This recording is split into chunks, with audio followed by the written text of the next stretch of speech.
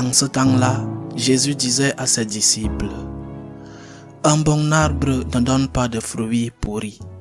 Jamais non plus un arbre qui pourrit ne donne de bons fruits. Chaque arbre, en effet, se reconnaît à son fruit.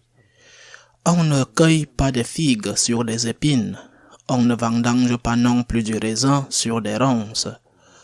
L'homme bon tire le bien du trésor de son cœur qui est bon, et l'homme mauvais tire le mal de son cœur qui est mauvais.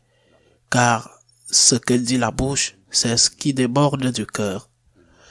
Et pourquoi m'appelez-vous en disant « Seigneur, Seigneur » et ne faites-vous pas ce que je dis? Quiconque vient à moi, écoute mes paroles et les met en pratique. Je vais vous montrer à qui il ressemble. Il ressemble à celui qui construit une maison. Il a creusé très profond et il a posé les fondations sur le roc. Quand est venue l'inondation, le torrent s'est précipité sur cette maison, mais il n'a pas pu l'ébranler parce qu'elle était bien construite. Mais celui qui a écouté et n'a pas mis en pratique ressemble à celui qui a construit sa maison à même le sol, sans fondation.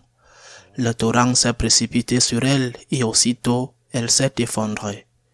La destruction de cette maison a été complète. Acclamons la parole de Dieu.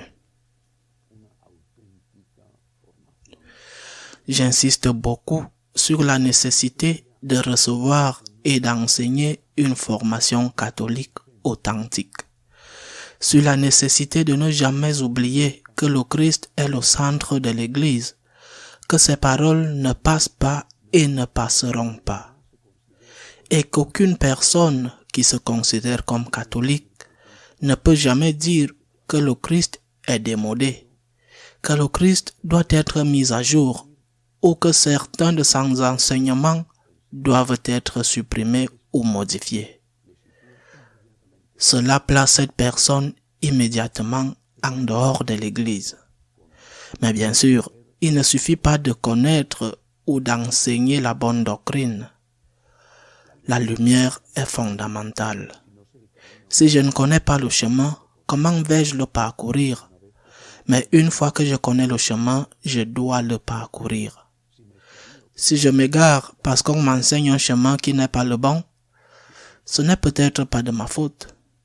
Mais si on m'enseigne le chemin, si je connais le chemin ou si j'enseigne le chemin, je dois le suivre. C'est cela construire la maison sur le roc.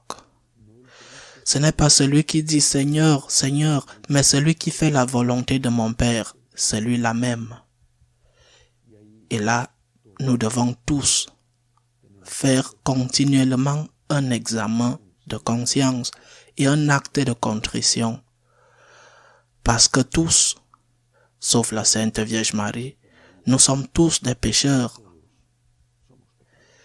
Et nous commençons tous la Sainte Messe, nous tous, le pape, l'évêque, le prêtre, le fidèle, nous commençons tous la Sainte Messe en disant « Je confesse à Dieu Tout-Puissant que j'ai péché ».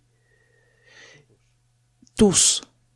Et il est nécessaire que nous le fassions parce que c'est reconnaître la vérité. Mais nous demandons pardon parce que nous savons que le pardon existe. Nous demandons pardon parce que nous savons que Dieu est miséricorde. Si Dieu n'est pas miséricorde, il ne sert à rien de demander pardon. Nous demandons pardon parce que nous savons que le Seigneur est prêt à nous pardonner. Nous demandons pardon parce que nous sommes conscients que nous avons besoin de ce pardon. Nous ne pourrons jamais construire suffisamment la maison sur le roc du Christ, mais j'insiste, le roc, c'est le Christ. C'est-à-dire que construire la maison sur le roc, c'est poser les fondations sur la maison, sur les enseignements que le Christ nous a laissés. Non pas sur les enseignements manipulés ou sur les enseignements clairement hérétiques, mais sur les enseignements que le Christ nous a laissés. Ces enseignements doivent être mis en pratique, mais pour qu'ils soient mis en pratique, on doit nous les enseigner. Mettons la maison sur le rocher.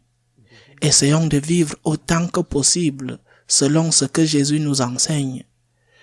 Et quand nous ne réussissons pas, ne nous trompons pas. Ne voulons pas tuer le messager qui est celui qui nous transmet les paroles du Christ dans leur intégralité. Lorsque nous ne réussissons pas, disons simplement « Seigneur, pardonne-moi, je suis un pécheur, je veux recommencer. » Ainsi soit-il.